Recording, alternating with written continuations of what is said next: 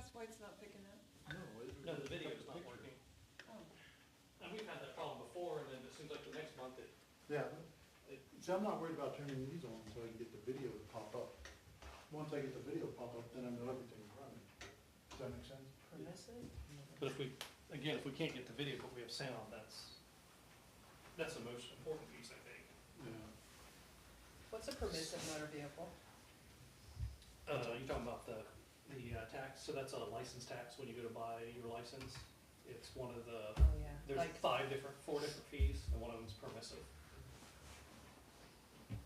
Or 2 of the 4 are permissive, like that's, so when I go to get my license and my registration, what Yes. portion of that is the permissive motor vehicle? Yes. yeah, there's 4 parts to it. Then we get We get a portion of the We money? get 2.5 parts, I believe, if I Right. remember correctly. 2 parts are ours 100%, then 1 part we split with the county roads department. If you live inside the village, if you live in a city or a township, it all depends on where you live. I ask that question all the time. It took me forever, and permissive has a lot of special rules, like you just can't spend it on whatever. It has to be for maintenance of roads only. Now, that's a broad definition, but that's,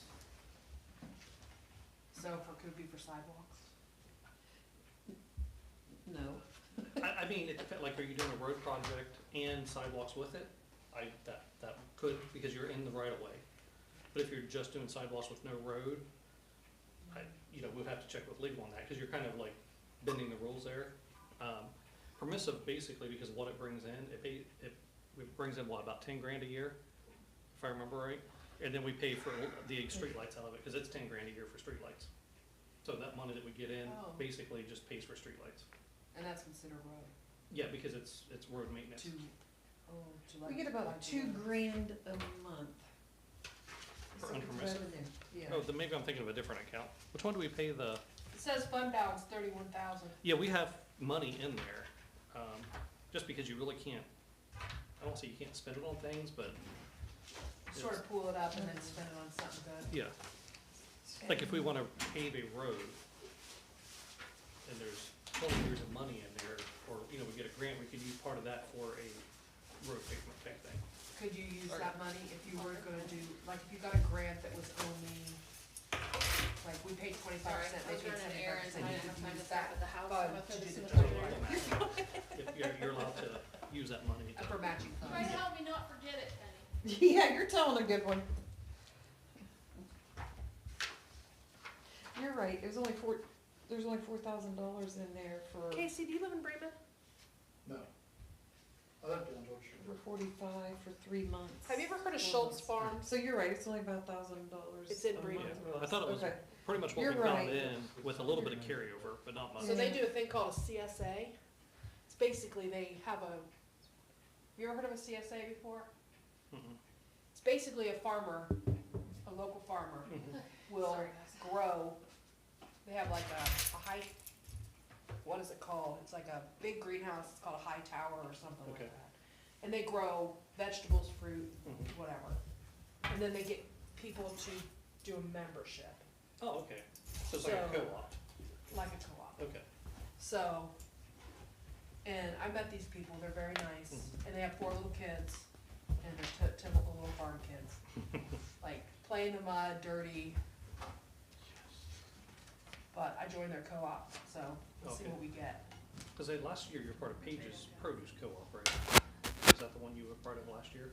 No, Or I you didn't bought? do it last year because I did it the year before, Okay, no, I did it before I moved to Pleasantville, but I'm gonna do it, I did it this year. okay. And I got the biggest box they had, Mhm. so, I'll say those are Is the video good things to be working? part of. and they have things that you're not growing. Yeah, Like, they have mushrooms. I love mushrooms. yeah, I did see someone And was telling me there's someone in Fairfield County, Watermelon. yeah. Some vegetables, like, we can't grow carrots, they grow Yeah. carrots. Yeah. I'm trying carrots this year. In my raised beds, cause that dirt is looser, so, My grandma always used to add some sand into Yeah. her dirt. And that way because they get all, yeah, Do you use your bunny poop? Mhm. So I was gonna say, Dad one year went out to Horns and Mhm. got a little bucket of, We poop. recycle all of our manure, okay, into our gardens, and what we don't use in our gardens, and people don't want, we put in the, field behind us, oh, and you can tell where we dump, because, like, the It's plants. the greenest of the green. Yeah. You can tell where, Ivan and Archie used to go to the bathroom on a certain place in my yard, and that's always where the grass growed the Mhm. longest. And now Sven and Archie have taken over that area as a playground.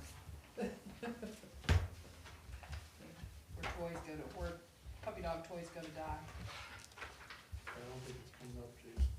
On, you won't see it on Facebook. It's on our YouTube channel, and then once we're done, we transfer it over to our Facebook channel.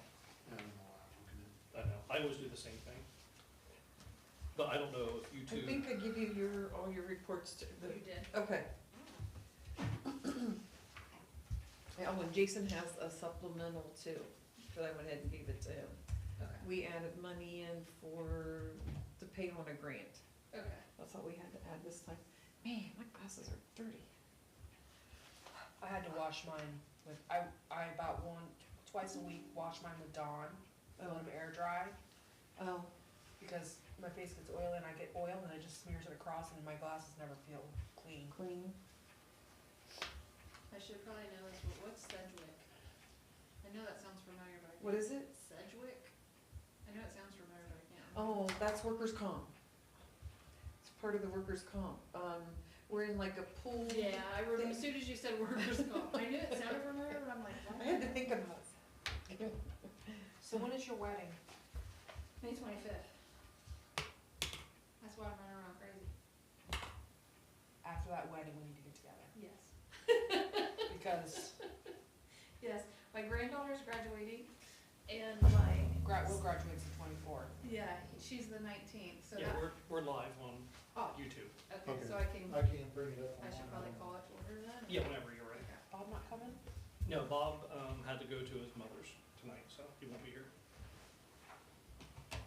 Okay, we'll call the finance meeting to order at 6:38. at 6:38 on May 9th, 2024. Roll call. Oh, she's not here today. Oh, Michelle DeMont, Here. Bob Payborn, Corey Harrier. Here. Okay, so have you been able to look over the minutes from last meeting? Yes, Do I hear a motion to, I'll make a motion and I'll to second accept it? the minutes. And I'll second it?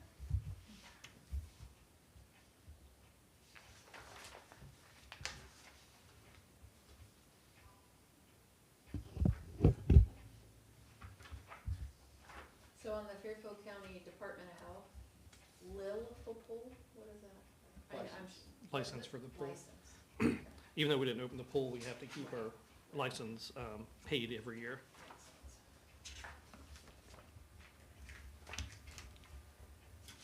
What's Starter's Property Solutions? Starners is our contractor that goes in and mows, properties that won't maintain their own yards that we've sent notices to, or abandoned properties. And then we bill them. If they don't pay, then we assess their taxes. And there's also, I need to check on the property on South Main Street again too. yeah, they just mowed the front. I know they didn't mow the whole side. No, they didn't mow the whole thing. Oh, okay, But, hold it him and get we it. also charge a $100 administrative fee per mowing as well, for processing the paperwork.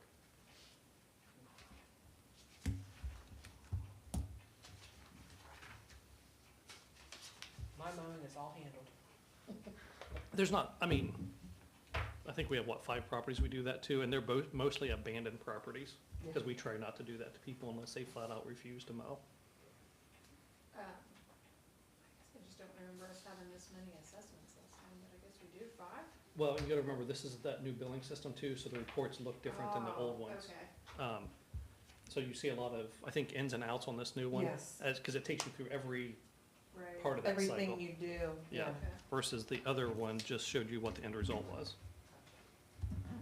Yeah, it takes a while to get used to all that. On the one, I understand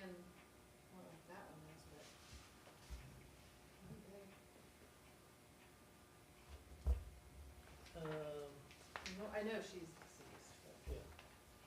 So you have, let me ask you over here, because we did get some tax money back, and I think this is the tax money we got back from assessments. So it has to be applied to those accounts. Oh, That's why you see, so down here where they're all assessments, that's where we receive the money from the county, Yes. paying those, yeah. I guess I Yes. was just surprised that that name was there because it seems like they would have paid the bill. Well, typically they do, but I think this is one of those ones that fell through the cracks.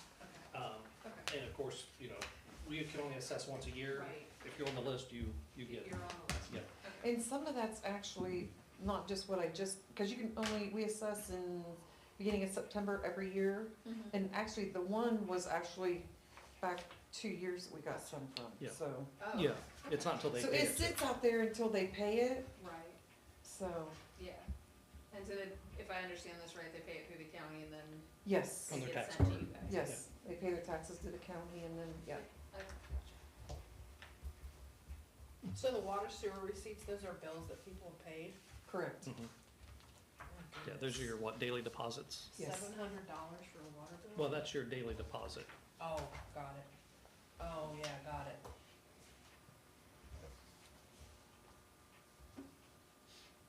Yeah, the report would be a lot more pages if we'd done every single account.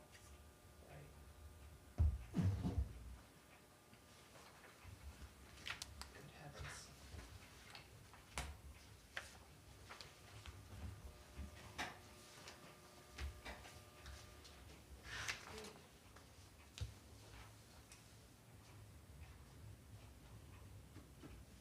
Advanced professional, 172, just doesn't sound familiar. Advanced professional. I give you my sheet, that's why. Good sheet. I'll pull the invoice. What's your check number, babe? This is 11,564. 564 is your payment number? I think, Or, and it is a Only warrant. 13. Hmm? and it's a warrant. What'd you say? 11564? I know the way I said that was weird. Written on checks? Mhm. Yep, it was written, 7/14/2021. Oh, these are outstanding. Yeah, Yeah. Oh, these are the checks that have never been cashed, oh. right? Are you in the bank rec? Too? Are you in the bank I rec? thought Yeah. it was. Yeah, this is the bank rec. Oh, did something change? I don't remember it being. Yeah, I don't I- remember that. Well, I might have stuck them in there, Oh. just, I was Yeah, well, like, after I saw the wait a date, I'm like, minute. wait a minute, that, those are, yeah, some of those I need to get moved over under unclaimed because they're to the point I can scoot them over, Move 'em Okay, over. so. and okay, they sorry. held there No, for, you're fine. because I then they're was held like- in unclaimed for what, 2 years, and they go back to the general fund after that? Yes, yes. So, keyed adjustment and shouldn't have for $350, is it? What happened there? What is it? Says keyed adjustment and shouldn't have $350.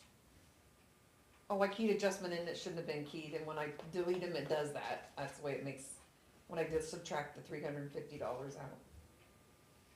Okay. That's on your what, cash journal? Yeah, Yeah, so that's basically telling you all of her keystrokes in the accounting system. okay, got it. And I had one that I keyed, I couldn't get my Walnut Creek Sewer District bill to match. Double checked it, triple checked it, and come to find out, I keyed the sewer part of it to the water. Oh, So then I had to go back and void and adjust it, so got it. you'll see those in there too. So the advanced business communications, I'm guessing that has That's something to do with ADC, radios. that is our, These guys. computer. Oh, wasn't what I thought it was at all. Yeah, well, they're the sound system. Sound the system and micro- stuff. You know, they're our IT department, I Right. guess. And how about, did we have to pay into the Ohio Association of Chiefs of Police? I'm guessing? Yes. Okay. $100? Yeah, like 195? Yes. Yeah, okay. Oh, Bill, you just got in here just in Right. time. Yeah. Yeah, Sounds like it's pouring. yeah. Here's another one that I don't think I remember either, is, sorry, so many questions. No, Great American Financial Services Corp. what that's is our it? computer, or that's our Oh, copier. it's all intermingled, okay. There you go, Bill. All my questions are How are you? Good. pretty much the same. I'll say we like questions. That means people are looking at them. Yeah, How about Alloway? that is the testing for the That's- water. That's lab testing. Yeah, and they used to be a different name, so you'll see them. Are they a monthly test now or quarterly for Alloway? Because we have, Weekly and Weekly. monthly, do they do all of our tests now or just certain Yeah, ones? they Okay, got it all in. okay. Because we also had, Environmental. and, yeah, Environmental Yeah. Solutions, so now they're Alloway or whatever. Yeah, it's all out of it now. Well, no, Valley, yeah, I think there's still one yearly test that gets sent like up to, yeah, and it's a different company, so you'll see that once a year. yeah, trying to figure it out. They're not like my, I can see the Cambridge out that way.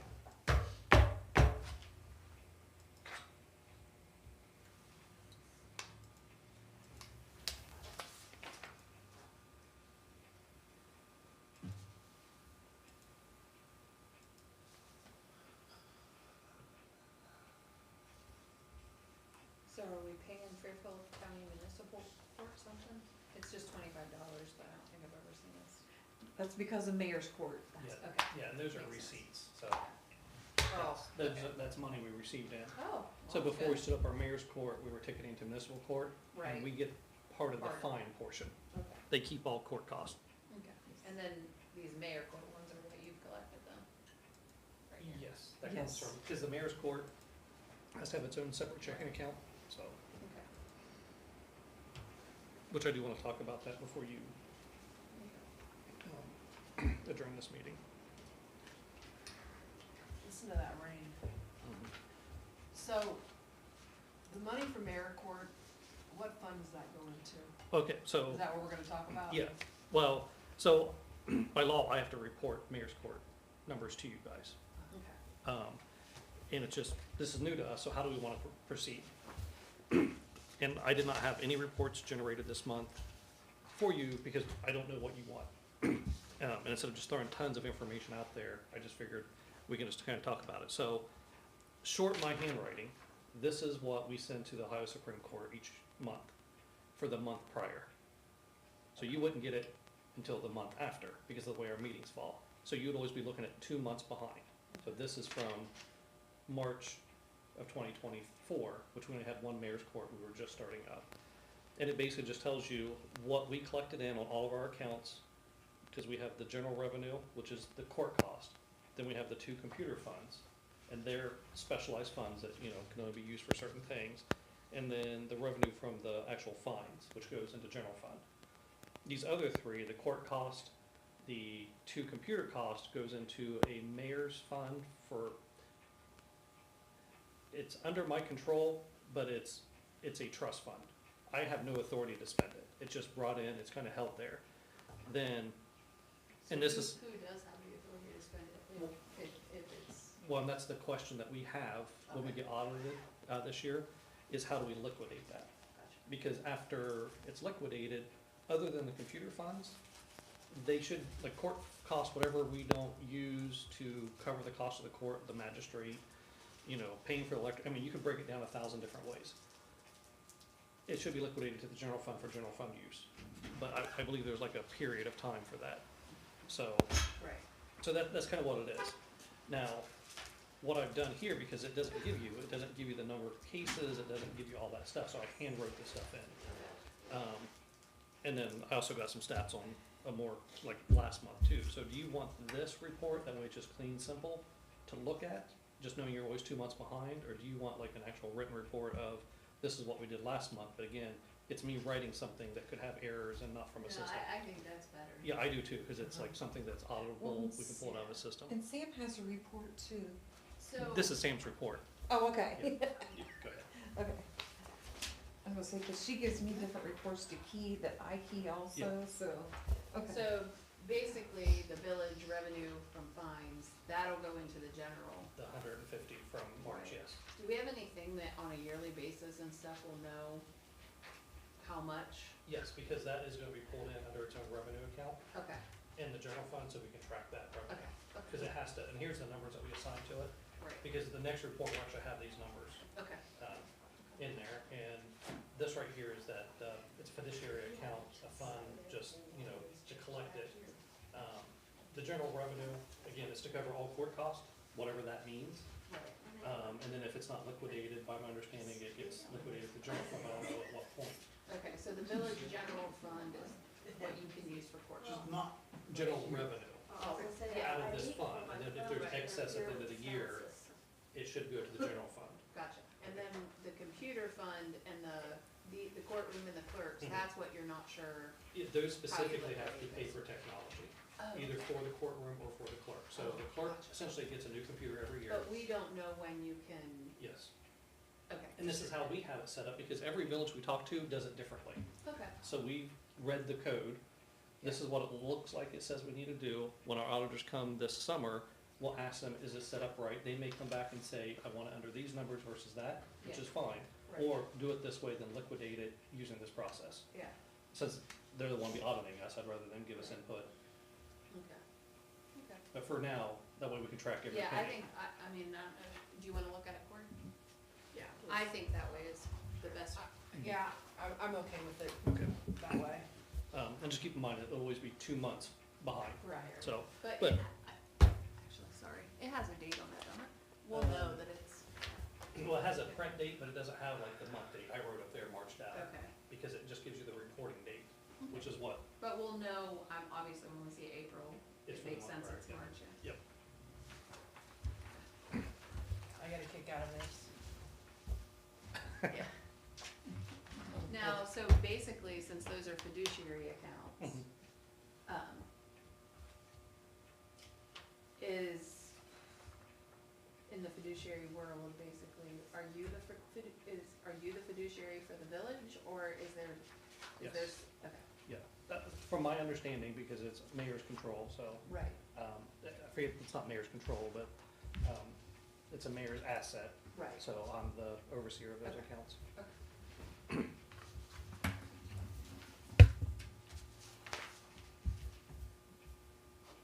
Because it's basically similar to the Walnut Creek account, where we pull money in, throw it in that fiduciary account, I'm the funds holder essentially Right, on paper. right. Well, and that makes you have the fiduciary responsibility and Yeah. so on and so forth, yeah. So for this, can we, it says total for month, I assume this is just the first one. That's the first one. So would we have another file that says, that would say total accrued or whatever? No, Well, that's what, so that's kind of the same, I think she's asking the Yes. same question I'm Mhm. asking. So those accounts that he's got right there, we'll see those on the payment, like the Okay, payment listing, and they'll calculate out. Yeah. those- okay, perfect. Yeah, because that's the actual report that the mayor's court software generates to be submitted to the Supreme Court of Ohio. Right.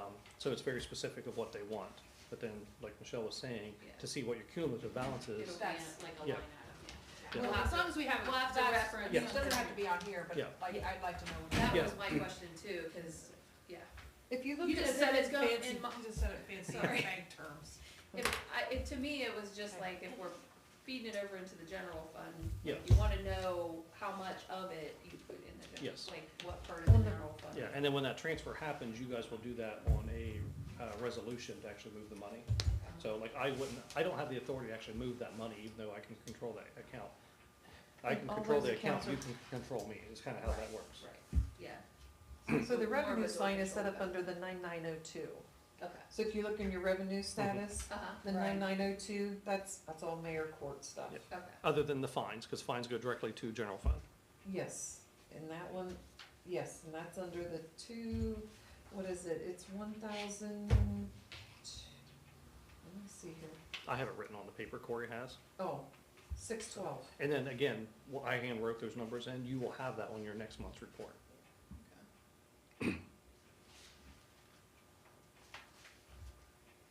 so it's the last page of revenue status, if that helps you.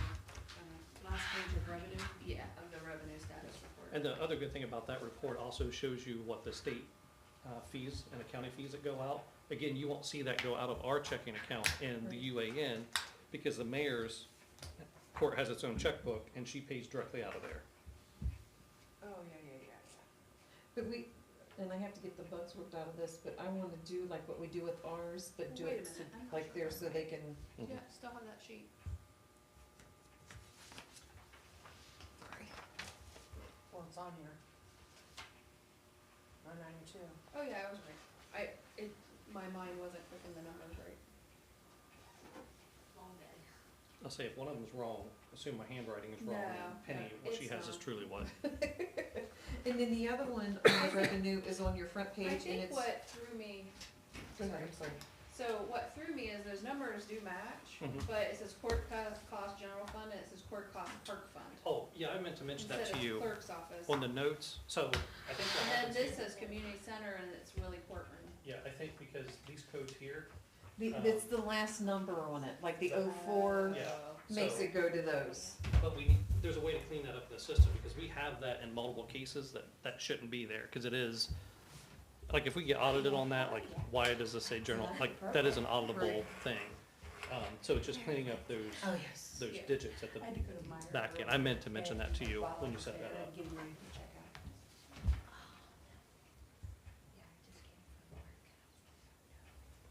Okay, yeah, and then on the first page is that court It's on the, fine. yeah, Fines it's on line. this I saw those. 612, yeah. Just so we know going forward. Yeah. Okay. And I Do you figured need for this the back next, to look at, or can I give it back to Jason?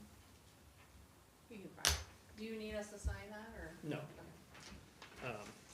According to what we've read, I just have to present it to council, and provide an update, and I can do that via the finance department. And again, as we move forward, we want more information, we'll do whatever you guys need us to do. Yeah. Because again, we definitely wanna make sure everyone understands Yeah, this piece of it. I think it makes sense. I think it makes sense too. We'll just have to get used to it. Yeah, and then just keep in mind too, when we call it other villages, everyone handles it completely different. There's no like, oh, everyone does at least this part the same. It doesn't happen. So we set it up based on how we interpret, the UAN rules. But when our auditors come in this summer, they may have us change that, which I am fine with that because It's our first time, so it is. Makes sense. auditors are there to protect us, not Yeah. to harm us. I'm an auditor, I should know. Please go to you, Penny.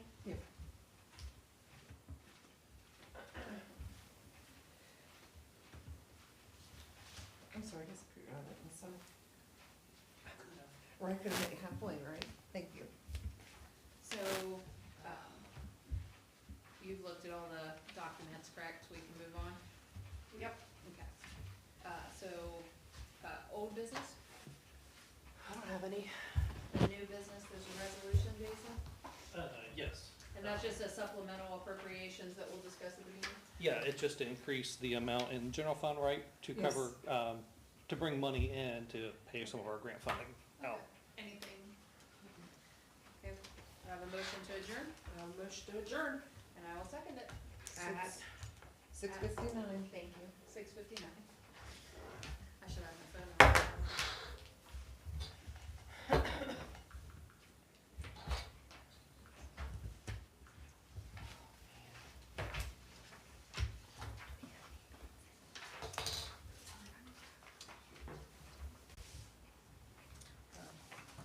All right, we'll call the meeting to order at 7:02 PM on May 9th, 2024. If everyone will stand for the pledge.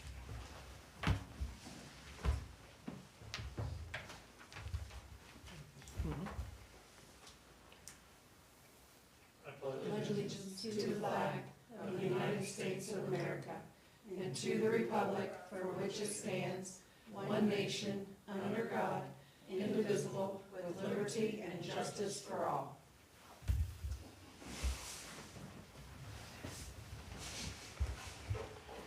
Can we have roll call, please? Mayor Henderson, Present. President DeMalt, Present. Councilman Mason, Here. Councilman Pegborn, Councilwoman Harrier, Here. Councilwoman Wharton, excuse Yes. me, sorry, Here. Councilwoman Henry. Here. All right, we have a quorum. Approval for the regular council meeting minutes from April 11th, 2024. Do I hear a motion to approve? I'll second it. Bill made the motion, seconded by Michelle. Any comment? If not, roll call. President Demalt, Yes. Councilman Mason, Yes. Councilman Pegborn, Councilwoman Harrier, Yes. Councilwoman Wharton, Yes. and Councilwoman Harrier, or Henry, sorry. Yes. All right, we'll go into business of guests. Anyone care to put any input in for business of guests? All right. We will move on to council reports, finance, Michelle? The only thing that we added to finance is for mayor's court, and everything else is, and then there is a supplemental appropriation later that we'll talk about. Okay. Zoning property maintenance, I know Heather had sent out some letters. I believe people are getting towards the end of their 15-day notice. So more to come on that, but, you know, we are sending out letters for high grass, junk autos, general disrepair, things like that, so, she'll be working with those. Records, rules, and law, I do have, were you guys able to meet? We didn't, and it was my fault. Okay. So what I've done, because to get some of the ball rolling on some of them, we have some ordinances on the agenda tonight to do 3 readings on, Great. just to kind of, because we still have time to do input. But I also have, I need to redo my stack, Penny Lake stuff on it, and now I'm whopper jawed. The only thing I will say that I did do, Mhm. we didn't meet, but I did drive the alley multiple times. And my suggestion is not to make it two-way all the way, but the suggestion that he make it two-way From the skinny part. from basically where his office is Mhm. back. To the, Because it is very skinny when you Yep. go out onto Lincoln. Mhm. So I think that should stay one way if we can. Yep. So we have an ordinance on the, to pass. But make it, yeah, you did Yeah, already. we went ahead and done the ordinance, Okay, just because that is becoming more and more of an issue. Yeah. And I've instructed the chief not to really take any actions there, because I know we're debating it, but again, people are like upset, like, are you gonna do something or not? And I get it, so we went ahead and drafted that up, it's on the agenda tonight to be passed as an emergency if you guys would. And it takes it from Main Street up to the park, where the Okay. water tower is, cause it's still the same width there, right. 2-way, and then after that, it's 1-way, keeping it the same That's direction. what I was Yeah, actually thinking too when I Yep. drove it. I thought that made sense. It Yep. gets really skinny after you get through the park entrance. yeah, there's, So it's, then I was like, ooh, we might run into, yeah, it's impassable at Yeah. that point with 2 cars, so. But I do have some ordinances here that we've kind of started looking at that either need to be, recalled or changed. So I'll give these to you after the meeting okay. to start looking Yeah, at. that'd be great. Sam did, and it's out on the shared drive, which I know you guys don't have access to Well, it, can we but pass the emergency one? yes, I have that on the Okay. agenda for tonight. This is other things to look at that we That's don't perfect. have. Okay. But we can print that off and at least gives you the titles of all the different ordinances to kind of That'd be attack great. Yeah. something. Yeah. And then, if you need copies of the ordinances, they're in the office or, you know, I actually have a stack somewhere, I'll just go find it. okay. Well, I was gonna say, or, I had her print, or print them at one point, I Mhm. think, I might have, there might be some added since then, but I Yep. think so don't print them all yet, Okay. because I think I might already have them printed. all right, cause if nothing else, we may even be able to bring in over that entire, cabinet file temporarily and just bring them over here so you guys, as you go through Yeah, them, right, well, for- you have that them. would be nice. Type thing. Because again, it's overwhelming to do them all at once, and we've kind of just been cherry picking the ones that kind of impact the PD for right now. All right. Recreation, community center and pool. That's Sarah. Nothing really new as of right now. I did speak briefly with, Chris Miller, about, ideas to Mhm. do for the kids. And I wanted to get with Katie and Corey, to discuss things further and maybe set a date to bring Chris in so that the 4 of us can discuss things Okay. further going. Yep, not a problem. And just make sure everyone knows, when you guys have your meetings, this room is available. I mean, Okay. don't think you have to try to find a place to have a meeting. This is always where you will have your public meetings. This or the community center, but typically it's gonna be here, Okay. just because it's a common place. And whatever you decide, my suggestion is just kind of bring back the ideas and a rough budget, so that way we can talk about it and just figure out. In your packet, they get the finance reports, right, Penny, on your cash balances? No. Okay, Penny can print off, the finance reports. Okay. I can give you a copy of mine. Well, is Corey gonna be in your Oh, meeting? Corey, yeah, Corey has it. one, so. And we can go through that, that way you can kind of see what your cash flow looks like, what your budget already looks like, what you bring in. Keeping in mind, because when we make those a year in advance, we didn't know we were gonna have to close the pool at this point. Yeah. So it still shows that we're gonna get revenue from the pool, we're gonna have expenditures at the pool, which won't happen. But we can go through and tell you, like, for sure, this is the revenue you'll get, this is the amount in your checking account per se. And then what's been reserved for grant work, and then you have a, X amount of dollars to mess around with. Okay, great. All right. County Board of Representatives, so Regional Planning and Board of Health. Regional Planning is, Yeah, so, we had the model zoning Mhm. that we both attended, and they are gonna basically lay out a plan for us to look at further. And they kinda went over everything, but there is gonna be, 2 or 3 more meetings that we can put input in once they. Yeah. And then there is a meeting, and I should have wrote it down, but there is a meeting coming up, but I don't remember. for Board of Health, or Regional Planning. Regional planning. Okay, it's usually what, the second, Yeah, it's before this meeting. okay, It's it's totally like the first week. first Monday Yeah. of each month, yeah. And then the Board of Health, there hasn't been a meeting. Yeah. The only thing I've really seen is, just on their website, and there was some stuff about basically, mosquitoes and that kind of thing, just basic stuff, Yeah. but. And just information on the Board of Health, so just, it's the Board of Health ad hoc, which isn't actually the Board of Health itself. The Board of Health has its own representatives, the county commissioners, placed there. The ad hoc part of it is because each village, each township can't afford to operate their own Board of Health. We all combine our efforts, and we all pay a portion to the Fairfield County Board of Health to act as our Board of Health. And the ad hoc committee is for the money, I don't wanna say we control it, but, for the money that the villages and township and those programs, like how that budget works, and they report back to us, just as if it was a real Board of Health, type thing. And a requirement is only that they meet twice a year, pass a budget. They on try to one. do quarterly, but it Yeah. seems like it's been about twice a year. Yeah, because they have to have, a quorum, and trying to get all villages and all townships, plus the city of Lancaster, plus the city of Pickerington, plus Fairfield County Commissioners, to create a quorum, it does become very difficult. So when we say Board of Health, it's not actually the Board of Health, it's the ad hoc portion of it, so. All right, grant updates, again, we went through the grant board last month, no real significant changes, just some updates. We did get approved for our OWDA loan for the water tower project, so that's a loan of 220,000? 266,000. And that right there is the additional money needing to refurbish the old tower at the park. So that's kind of why that one still looks kind of cruddy and all that. They should be back in town this month. They're finishing up in Texas and then on their way back up here. I believe we are their first stop.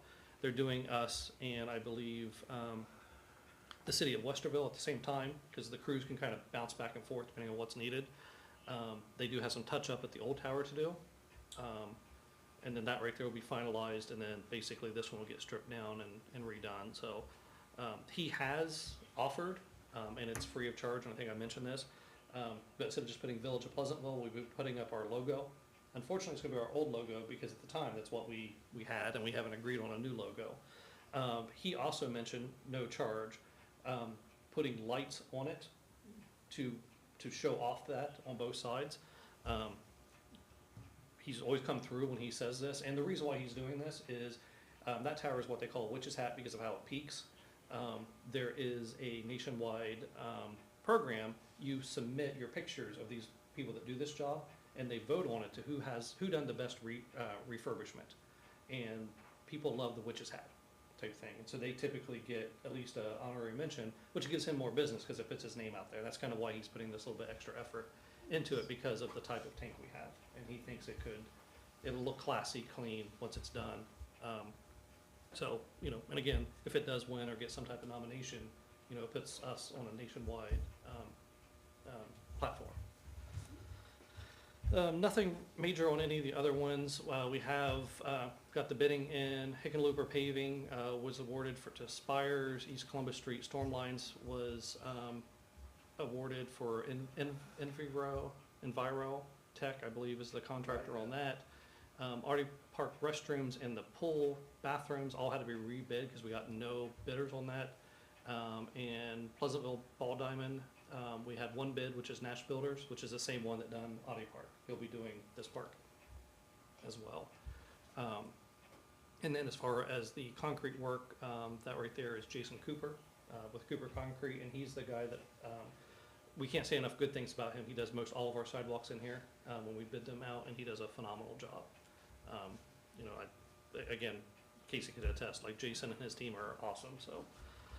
But I think that's really the only major updates. Fairfield County Land Bank, I go to a meeting on the 21st, I believe it is, to find out if we get the $15,000 for the door replacement project here. Everything sounds like we're good to go there. I have one more questionnaire to fill out for them just to finalize the paperwork, and they'll vote on that their next meeting.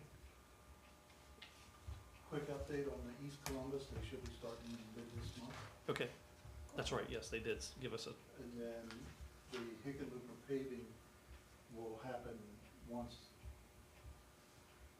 the East Columbus gets past Hickenlooper. mhm. So it's not gonna happen until after Hickenlooper has already been crossed. That way we don't That dig way up we- what yeah, we just it's put not down, being yeah. dug up or anything, it's just afterwards. Yep. I do have a quick question about the playground equipment. Mhm. I had a parent approach me asking if when the new equipment is installed, will there be handicap accessibility for it? So right now, in the phase that we're at, it's just asking for the money. There's really been no design. Okay, The thing, let me say this, there should be, Mhm. okay, but I don't wanna sit there and say, oh yeah. right, So this playground equipment for a small playset, so for example, what's at Pleasantville Park now, those are 2 individual playsets. Each one of those are, back when we installed those, or to purchase those, they were about $40,000 a piece. Right. And there's no bells or whistles, that's just plain Jane. Right. When you get into the ADA, that's an extra addition, and then they charge you more. okay, We applied for $98,000, but that includes the engineering, because you have to have an engineering drawing, even though it's just playground equipment, the installation, all that. So if we get awarded the money, that's when we go back and look through different things. And that might be something for the park board to look at. I can share with you who we bought from the past. okay, Doesn't mean that's who we have to buy from, because again, you're just trying to get an idea. We put it out for bid, and then they tell us kind of who the manufacturer is. But you guys might be able to spec out and like, hey, we see this with this attachment, and the catalog we have, I think, is 5 years old and has some pricing on it. Mhm. May give you an idea. okay, And then that way you can, you know, if someone asks, it's like, okay, well, here's kind of where we're at, you know, what can we do? Because is the ADA swing still up there, or did that get tore out? Some kids ripped it down, and they're Yeah. fixing the chains with it. Okay, because I say that park Audi Park did have a ADA, yeah, and that's swing. actually what she specifically was referencing, Yeah. was the ADA swing. Yeah. And then now with it being down, her daughter Yeah. doesn't have anything to go on, Yeah. so. Unfortunately, the ADA swing is like a recliner, Mhm. and the kids love getting 6 people on it to try to tear it down. Like, it's a constant battle trying to keep that up, to be honest. But it's out there, right? Yeah. Yeah, just needs to be put up, so. Okay, Now, one question, like when we go to do that, like all that old equipment, I'm assuming will be pulled out, so that will take out those swings. mhm, But we saw the swings at the Pleasantville Park, we could probably move that swing down to Pleasantville Park, so we still have one, and I know there's no ADA available playsets down there. Right. But at least there's something there, and then we can work on the playground equipment up there and what you guys want that to look like. that'd be great. All right. Maintenance report, Casey. The biggest thing is the CCR is completed and it is now on the village webpage. It's basically tells you how we did, or what we've been testing and stuff in the water system. It's still gotta go out on the bills. Okay, yeah, it's on the website, but we have to advertise it, yeah. Yeah, once we get it up and advertised, we can turn that into the EPA. when you guys do that, ask who, the guy that is the programmer for our new billing system. Who's the guy that you guys contact? John, John, ask him if a QR code can be added to that. Because with the new system, like it has more bells and whistles than our old one. And if a QR code could be added, that's the simplest way to get people there. And it will also it should satisfy EPA. So just for reference, the CCR, the Consumer Confident Report is what it is. It basically takes all of our water information over the year, puts it on a nice report. People freak out because it talks about arsenic and all this stuff, and all that stuff is naturally occurring in water and in the ground. But people see that we have arsenic in our water. There's an allowable rate. As long as we're under that, we're fine, and we're always well under that. And like the report always we always get tons of questions, like why are you putting arsenic in our water? It's just something that happens naturally in the ground when you pull it out, and you're allowed to have so much in it, and we never get anywhere close to it historically. But again, it's a lot of questions, but this is something the EPA requires to go out, and one of the requirements is it has, like when we advertise, it has to be a direct link, or we have to hand deliver or mail copies out. So the most cost-effective way is to put it on our website and then do something on the water bill to give someone a direct link. They always ding us because again, you can't click on a water bill, and they don't like that, but I don't know what else to do for them, even though they say we can do it. It's just one of those things that the EPA likes to mess with us on. Some of the fire hydrants, we've got the parts in, those should be getting repaired this month. And then we'll be starting looking at the cleaning up and getting ready to paint some of them. We got some hires in already, we got them mowing, mulching, and painting around the village. Also, they'll be looking at painting the hydrants once we get them all back up in operation. We've repaired the police vehicles a couple times this month. We're working on the vehicle checklist that Bob was talking about last month. We've been cleaning up around the signs and everything. If you see a sign or you see anything that's in our right of way that we can clean up, just let us know. But that also means we're not taking down the neighbor's tree. Okay. One thing where you're talking about signs, just for awareness, more for the finance, but I got a quote back today from Econosigns for different signs that we've been needing, because we've been keep an inventory, and we've also had some requests to add some signs, which they're needed. It's not like it's a loud request.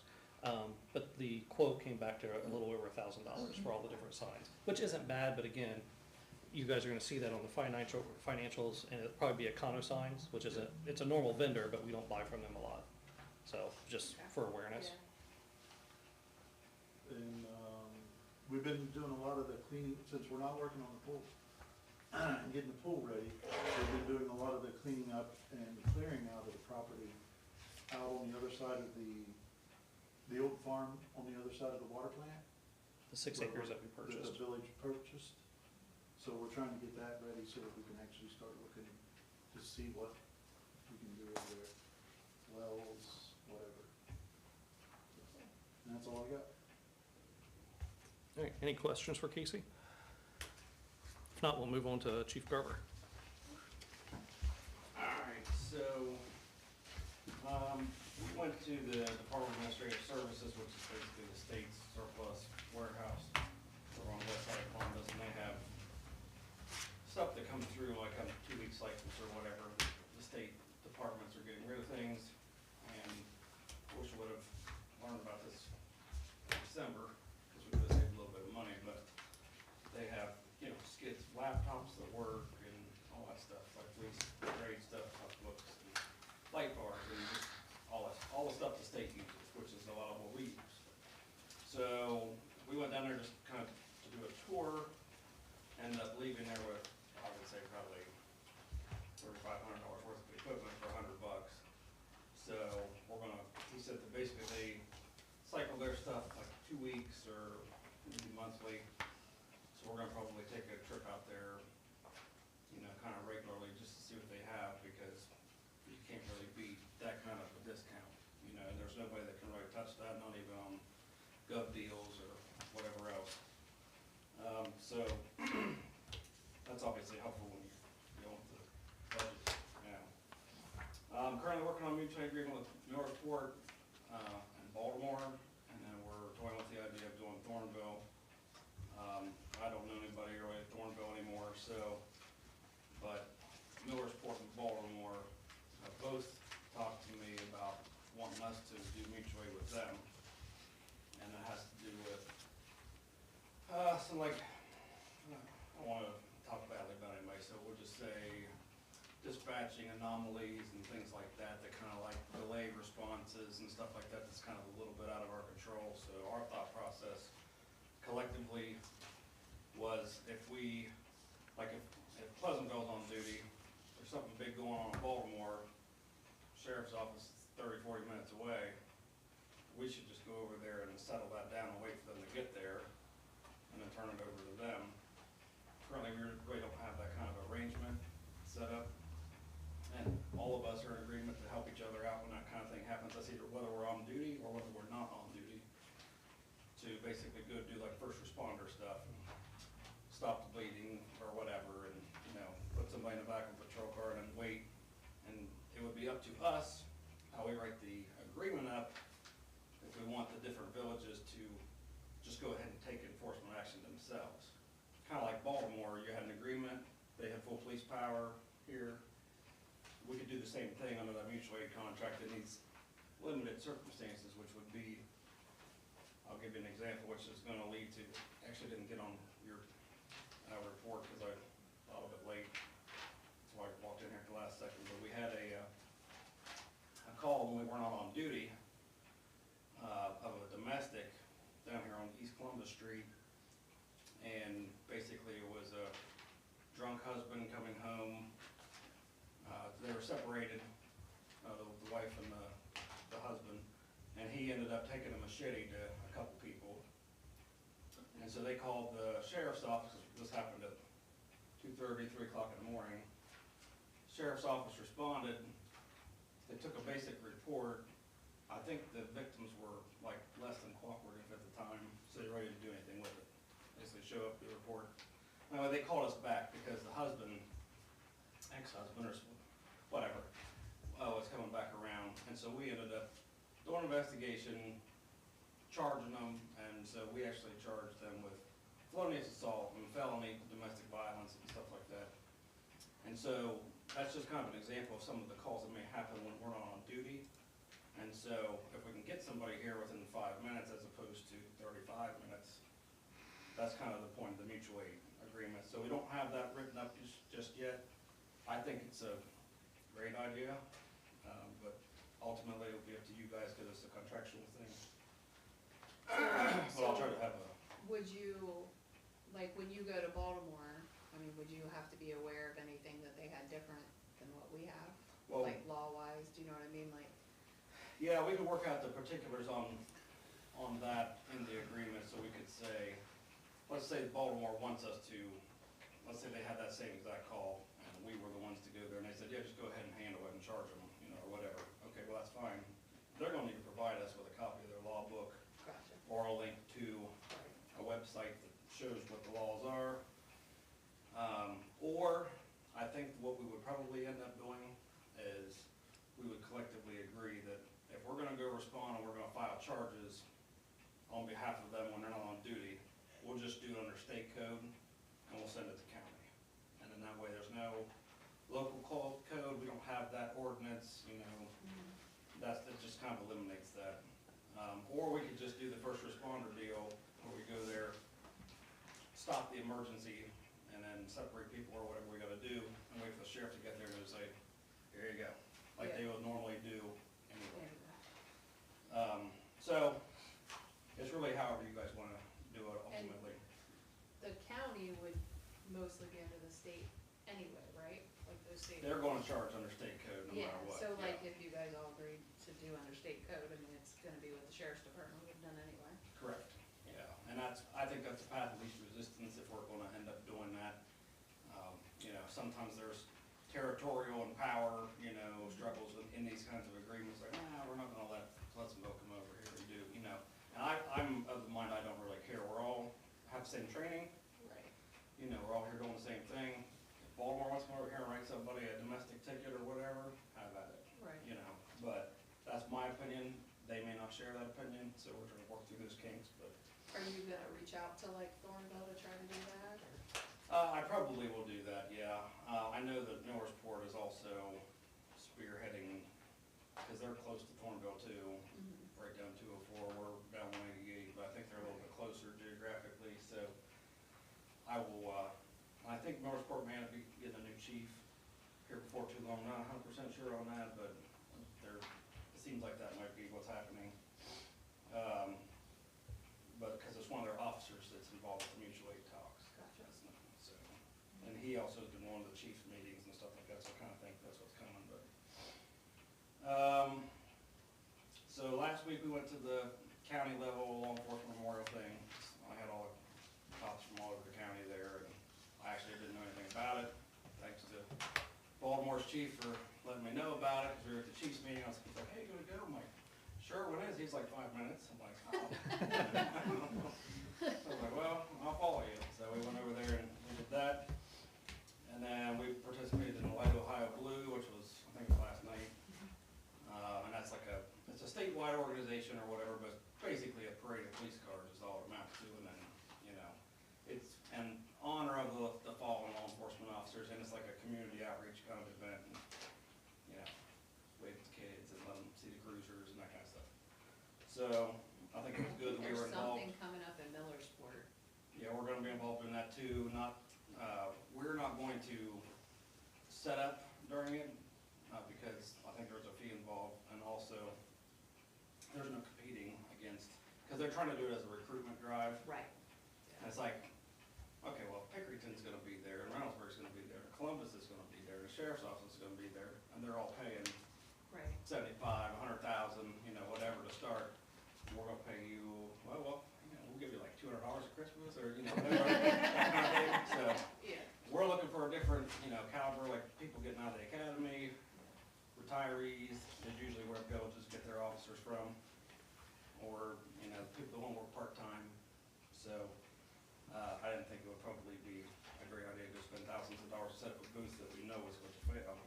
But we will go up and be involved in their little events. They're gonna have another like parade from Reynoldsburg to Norrisport to escort the Eyes of Freedom, which is the Marine Memorial Navy Company, I think. So we're gonna do that. And the two officers that you guys put on, I think it was February, or maybe it was January, they're about done with their training. It's been kind of slow going because people have very limited availability to come and work for free, so we've been picking and choosing, trying to make that work and trying to fast track their training, because, I mean, the police academy teaches you a lot of what you need to know, so it's kind of like, this is the way we do it here, and that kind of thing. So here's where the limits of the town are, and that, like, the particular training is what we do here. So they're about done with that. We have one of them out right now.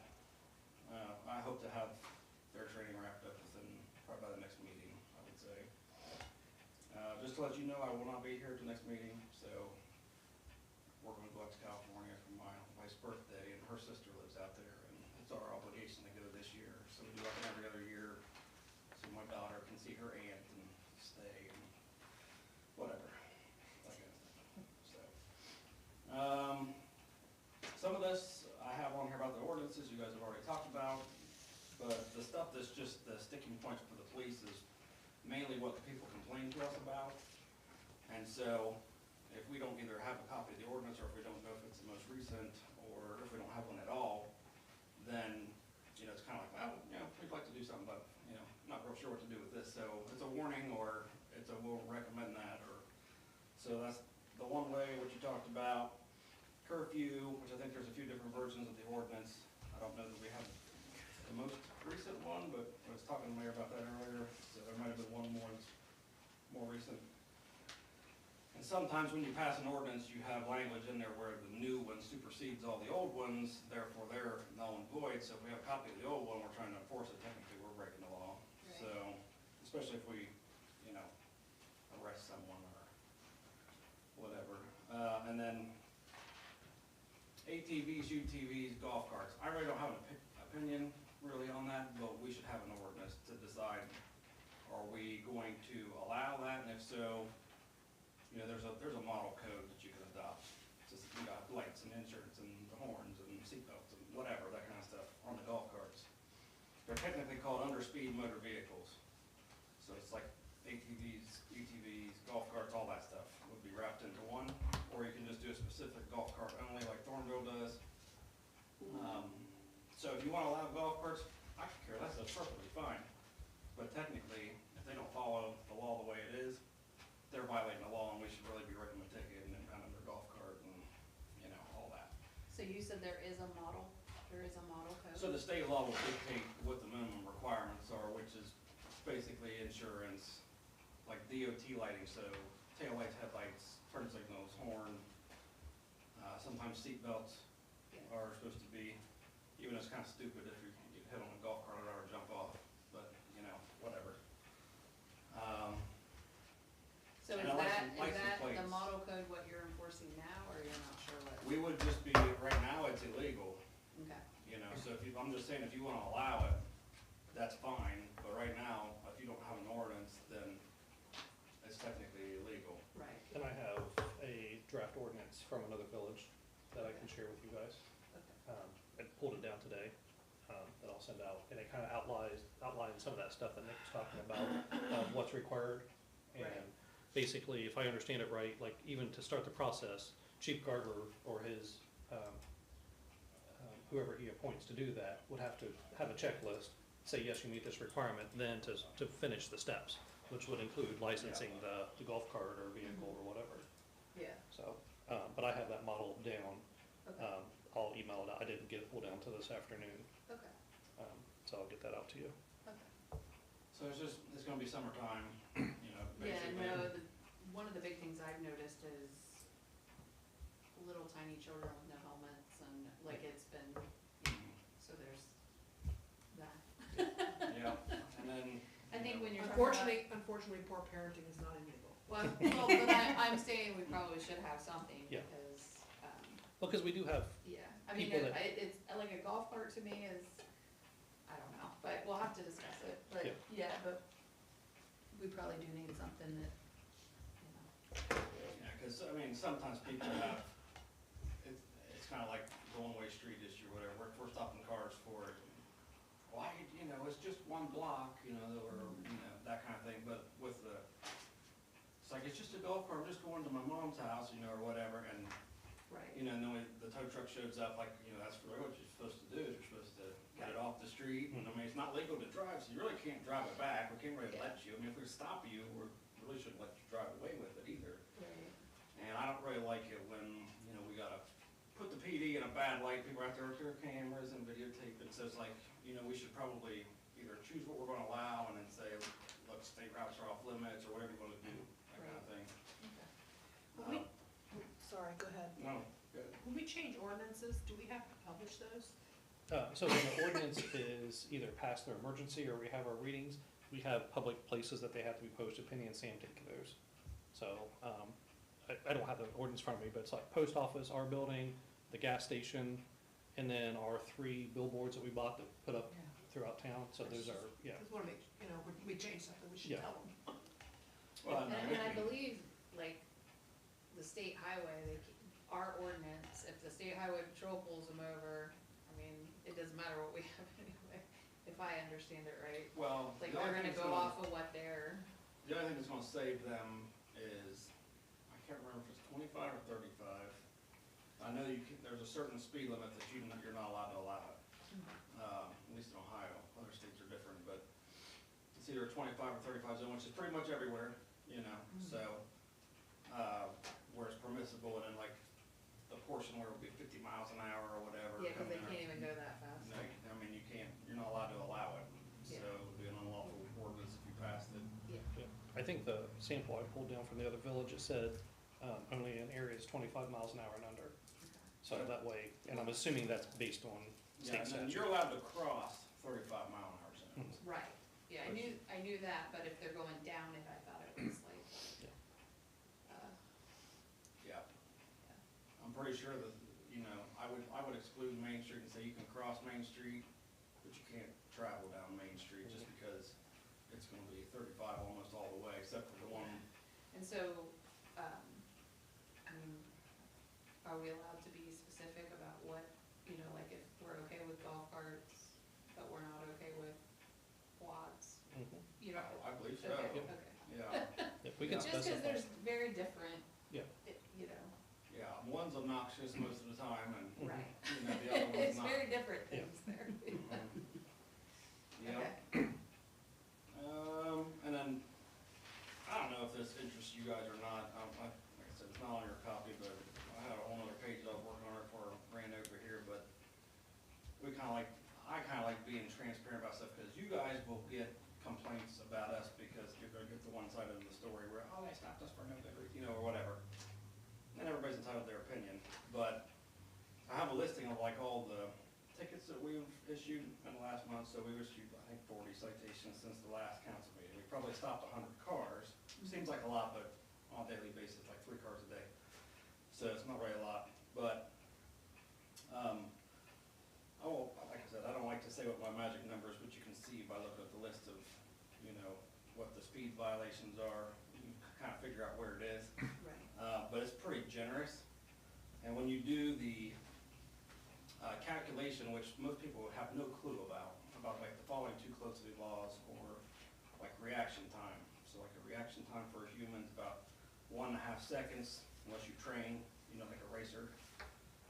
Well, if you're going 50 miles an hour in a 35 zone, you know, I should have had the calculation out to impress everybody, but you're basically gonna blow by 3 houses before you even know that, oh, that was a kid that ran out from behind the tree, and then you have the braking afterwards. And isn't it a reckless off at 20? It's, When you're 20 over the, like, I know that there's a level, then it goes into 4 points, it's like a, yeah, you can, so a reckless operation or something like a specific speed, you Oh, can, okay. that I'm aware of anyway, but you can charge it if you say the circumstances are reckless. gotcha. So it's like, oh, there's all those people out, that sort of thing. Like, there's literally, South Main Street's horrible right now. I mean, it is horrible. I can go out there and sit in plain view, and that house just got auctioned, it's an easy spot to sit in. So it's right alongside the roadway, not hiding behind anything, and people will pass me at 50 miles an hour in a 35 zone. It's just like, it's unbelievable how fast everybody goes all the time. So. Slip right through that stop sign. That too. I mean, so, all these tickets are, you know, we're talking 50s, 60s in the 35 zone, 48 and a 20 for the school zone. Because people just don't slow down at all. So, if you get complaints about us stopping cars, which I assume that you will at some point in time, just know we're not writing BS tickets, and I'm willing to show them to anybody. So, if they wanna come on down, we can flip through and they can highlight On the which one. record, yes. Which one should we have not written? I'm you know? sure you've seen my posts about welcoming people to come to council second Thursday of every month, Yeah. We're at very 7 PM. welcoming And you'll be town. given, police will be there for you to talk to them, or you can bring up your concerns. Well, and one other thing you can do, like, again, if people's asking questions, you want some real-time data, if you go to our website and go to the Mayor's Court page, and then click on the online payments, it'll take you to our website for the online payments. If you click on advanced search, and then search by Mayor's Court dates, which is always the 2nd and 4th, it'll show you our caseload. You pull up all those individuals, and it'll show you what was cited for. And I guarantee you, there's not one that was 26 and 25. Oh, yeah. I mean, it'll give you live data, I mean, like, and you'll have all the charges. And again, that way, sometimes people don't believe us, like, oh, you're lying to me because you're trying to cover up. There's the real tickets. I mean, what he writes is what we have to put in that system, no different, so. Oh, I've witnessed it. I've witnessed Oh, just yeah. come out of the post office and feel like I'm Yeah. gonna rock back and forth. I'll say, I've not gotten any complaints on the PD at all. Yeah, I haven't either. Nothing but great compliments. I've had people quite, like, you know, why this, why that, you explain the situation, okay, makes sense, you know, keep up the good work. I've actually even on the websites, I've seen people compliment. Yeah. So. Yeah, We have do a lot get- of, we have more compliments than people. Oh, Yeah, Yeah. that's, people- It's the same people over and over and over. yeah, it's a again. very loud minority, Well, The 'cause I haven't ones even seen that any complaints, so have- I'm doing good. yeah. It's usually the same individual over and over that'll complain, but for the most part, it's been overwhelmingly positive. Yeah. And one thing to say about that, because like I don't have have social media, but a lot of questions is like, oh, I saw this on social media, and then, you know, I answer questions. I know here recently is like, I'm assuming someone posted something about their pay, and that they're overpaid officers, and we spend hundreds of thousands of dollars. You know, just for the record, every officer is volunteering their time. Not $1 has went into their payroll. You know, our 2 auxiliary, they'll never get paid. I mean, they're you know, they are auxiliary. The chief is full-time, but again, waived his pay so we can afford to stand up the department. And Captain Schenkel, again, waived his pay to help set up the department. And just, you know, for information purposes, and again, it's all public information, to stand up the department, so far we spent $18,000 out of the police fund. And then we paid $17,000 out of the general fund. So $30,000 to stand up a police department. Which is very cheap. Very cheap, Very and it's cheap. because of, I mean, I'm gonna give Nick a lot of kudos here. You know, I think I've told him 1,000 times, you need to go get it, because again, you need certain things for a police department, and he goes out, analyzes, double checks, rechecks. We don't need it today, let me keep looking. You've even donated some things yourself. When I say some things, probably a lot more than what I know of. So, you know, thank you for all of that, but also just so everyone knows, like, it's not a big police department. We don't have a lot of money, but because of the chief and Captain Schenkel, and of course our auxiliary members and our probation officers and zoning, I mean, you know, they're making it work with a very limited budget. And it's more than what we have. I'm probably talking out of turn here, but I would assume you put in between 40 to 50 hours a week here in Pleasantville? I mean, I see him a lot. and that's just not patrolling time, that's Right. meetings, going to get this. Well, I see him a lot. Yeah, no, yeah. And it's him, like this, when I'm driving by, I look over, Mhm. now I know your vehicle, cause it's changed and it's obvious what your vehicle is, cause of the canine. Yeah. But before, I would even look and, yeah, no, he's Yeah. putting plenty of time in. So, and, you know, a lot of people do have those questions, like, how much are you paying these officers? Where are you getting the money? It's like, we're doing it based off of what we always had, what we paid Baltimore, or the county, you know, whoever had the contract at the time. You know, we do have some money saved up. I mean, this is kind of where we're at with it, and again, I say this 1,000 times, maybe not to you, but when people, it's like, it wasn't for Chief Garver and Captain Schenkel, like, you know, we probably wouldn't have this. Like, this is a good thing, and it's a stepping stone, like, in the right direction. Because we do want to grow, and to grow properly, we gotta make sure we have the proper police department, and nothing against any other department, but Fairfield County's growing. And people aren't banging down the doors to become police officers anymore. It's a job that people don't want anymore because of the climate. You know why the Millersport thing is a recruitment? Yeah. Is because all departments are Yeah. recruiting, and all departments are Yeah. short-staffed. So Fairfield County's short-staffed, and they even can't, if they were getting paid, Mhm. they aren't getting paid enough. Yes, agree. That's why nobody's signing up. It's dangerous, and they don't get paid enough for the danger, so. Yeah. Yeah, no, they don't wanna ask me about. I'd be the last person. So. But just, you know, so everyone's aware, and again, it's always in our monthly financials, and I always tell people when they ask, I try to give them everything, and again, financials directly from what's reported to the state, like, it's not me and Penny making up a report, this is actual state reports, things like that, things that we can't, you know, it's illegal. Both of us will go to jail if we manipulate these, you know, and it's public record, they can see it any time. And I think we do a great job Honestly, in with the it. environment that the world is in with police officers, that he's doing for what he's doing Yeah. it for, is literally, it would be hard pressed to find anyone doing what you're doing. Mhm. You're probably right. Anyone, I promise you, it's. It's a mental defect. Yeah, yeah, I mean, that's basically it. I'll just tell you a little story. So last Sunday, it was this Sunday, yeah. So Sunday night, I come in for just a few hours, and as soon as I'm marked on duty, they immediately send me to a crash. And it was at Maine and Columbus. I thought it was an active crash, but it really wasn't. It was someone backed out and hit a parked car. Well, this lady lives on the corner, and she's a single mom, whatever. I've actually stopped her a couple times, but she's nice and goes to work and all that stuff. But anyway, that is a hit and run, you know.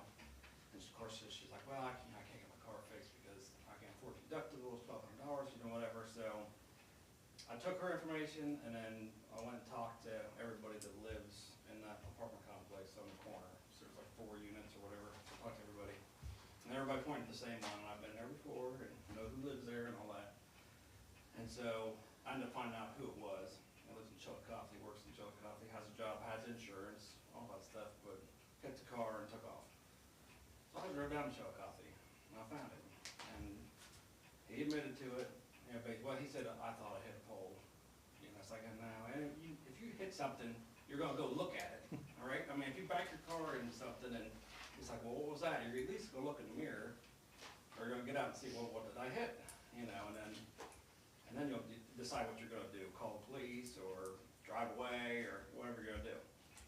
So we did charge him and got his insurance information, and she's just like blown away. She's like, I've had like multiple little fender benders like that. She's like, the police never, they always just say, okay, I took your information I take a report. and a file, Yeah. you know, and that's it. Because no one has time to drive to Chillicothe. That's true.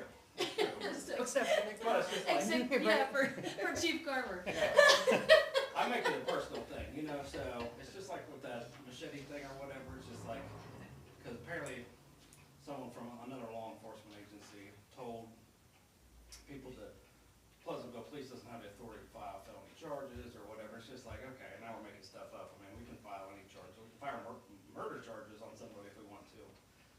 But just because you didn't have a police department before, I think is maybe where that's coming from. I'm not sure, but she's like, oh no, they filed a felony charge or whatever. I was like, we're gonna, if you need to go to jail, you're gonna go to jail. If you need felony charges, you're gonna get felony charges, Right. you know, or whatever. And if we can find out who did some crime, even if it's minor, then we're gonna follow up on it. And if you get a ticket, you get a ticket. If you go to jail, you go to jail.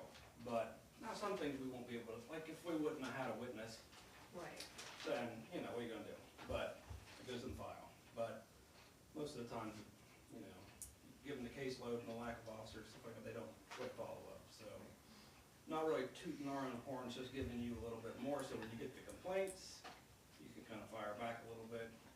Because the complaints are gonna come one day. So we're in the honeymoon stage right now, but, you know, we'll see.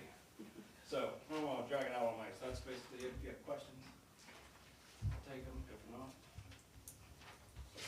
All right. If not, we'll move to old business. We have nothing on the agenda for old business. Anyone else have any old business? I do not. If not, we'll move to new business.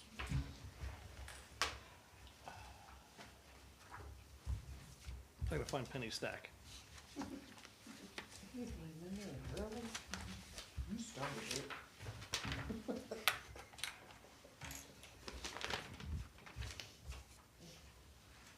There it is. All right, we'll start off with the second reading. This is not on your agenda, but it's a second reading for ordinance 411-2405, and it's an ordinance updating the ordinance regulating the use or occupation of all public right-of-way in the village of Pleasantville, the issuance of a right-of-way permits to persons for such use or occupy, and to set forth policies of the village related to its public right-of-way. There is no vote for a second reading. It's just here for public comment. However, this is the one that we cannot have the third reading until PUCO approves it, which will be the end of June. So I do need to ask for a motion to table ordinance 0411-2405 until our July 11th, 2024 meeting. I'll make I'll the, second it. I'll make the motion. Corey made the motion, seconded by Michelle. Roll call. Councilman Mason, Yes. Councilman Payborn, Councilwoman Harrier, Yes. President DeWalt, Yes. sorry, You're fine. Councilwoman Harrier, Yes. Councilwoman Horton, yes, and Councilwoman Henry. Yes. All right. Next one is ordinance number 592401, an ordinance authorizing the mayor and fiscal officer to enter into an agreement with Fairfield County Health Department for the mosquito fogging and the declaration of an emergency. The price remains the same. It's $75 per mile is what Board of Health charges. And when you know, again, we barely have a couple miles in this town, but it's cheaper than, you know, who we were using and all that. Plus they come out, test and everything else with this. And we've already appropriated that money for this year. So do I hear a motion to approve? I'll make the motion. Michelle made the motion. Bill second. Roll call. President DeWalt, Yes. Councilman Mason, Yes. Councilman Payborn, Councilwoman Harrier, Yes. Councilwoman Horton, yes. and Councilwoman Henry. I will get it right yet, I'm so sorry. Resolution 592401, it's a supplemental appropriations for $14,071.25. It's for other financing for the grant for Summit and Main Street. So this is where we are moving money to pay for, this is the engineering portion of the stormwater line that we're replacing to go down the backside of Second Street, but for Summit and Main Street. So do I hear a motion to approve? I'll make the motion. Bill made the motion, Corey second. Roll call? President DeMalt, Yes. Councilman Mason, Yes. Councilman Payborn, Councilwoman Harrier, Oh, sorry, yes. Councilwoman Harrier, Yes. and then Councilwoman Horton, Yes. Councilwoman Henry.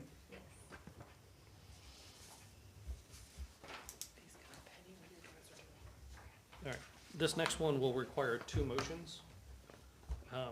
An ordinance to modify the one-way street on East Walnut Street, and this will be modifying it to a two-way street from Main Street to the park entrance, and allowing it for two, both eastbound and westbound directions. And then from the park entrance to Lincoln Avenue, it would be eastbound only, so keeping it the same one-way direction. First motion is to waive the three reading rule and pass as an emergency. I'll make a motion to waive the three reading rule. Okay, Michelle made the motion I'll to second. waive. Sarah made the motion to made the motion to second on the waive. Roll call? President DeMalt, Yes. Councilman Mason, Yes. Councilman Payborn, Councilwoman Harrier, Yes. Councilwoman Horton, Yes. and Councilwoman Henry. Yes. All right, next motion is for the ordinance 0509-2402, and again, an ordinance to modify the one-way street on East Walnut Street. Do I hear a motion to approve? I'll make a motion. I'll second it. Bill made the motion, Michelle second. Roll call? Sorry, President DeMalt, Yes. Councilman Mason, Yes. Councilman Payborn, Councilwoman Harrier, Yes. Councilwoman Horton, Yes. Councilwoman Henry. Yes. Just need your signature on that one.